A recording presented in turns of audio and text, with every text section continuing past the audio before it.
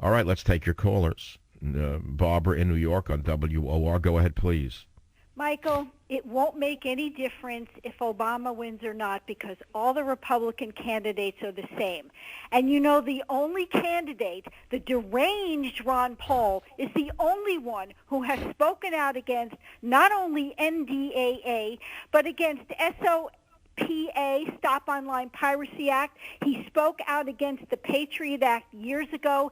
He's the only one warning about the fascism and the oppression coming to America, and he's been right. And let me... Well, he is... hold on. He is right, but he's unelectable. You supported John McCain 4 years ago, and who is the author of... Whoa. Hold on a minute. Wait, stop. You wanted me to support Obama? No. I want you to support the candidate that supports the Constitution, and it doesn't... Wait. Don't get hysterical, please.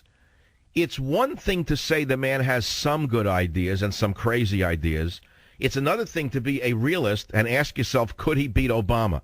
You don't really believe that he could beat Obama, do you? Obama. That's where you're wrong.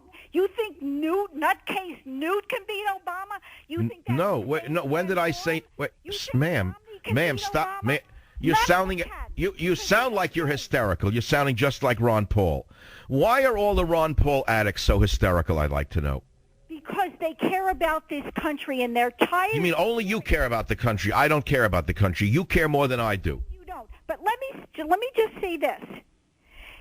The Republicans are no different from the Democrats. Not one of them has spoken out against NDAA or SOPA or the Patriot Act. They're all for going over and bombing all over. Well, you're wrong. When you say none of them have spoken out, what do you mean? None of the Republican senators? None of the Republican candidates have spoken out against NDAA except for Ron Paul. Okay, on this point you are correct, but that still does not make the crackpot electable. He's not a crackpot, Michael. He's been saying things that you agree with, but really? Somehow... He's been saying things I agree... You mean I agree that Israel should be annihilated and disappeared off the planet like he does?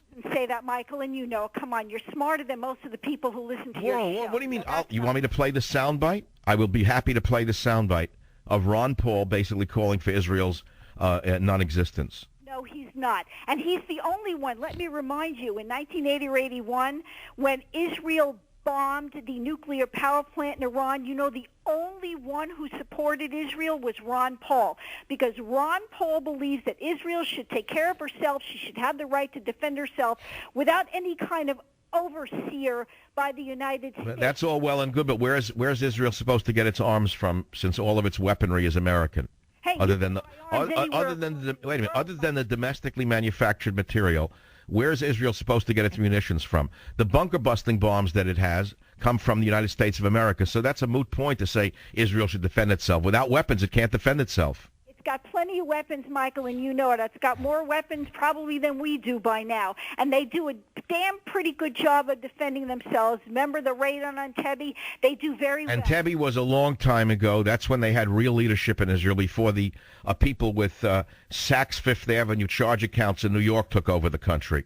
That's before the Russians came to Israel. That's when Israel was still Israel. Israel's a shell of its former self.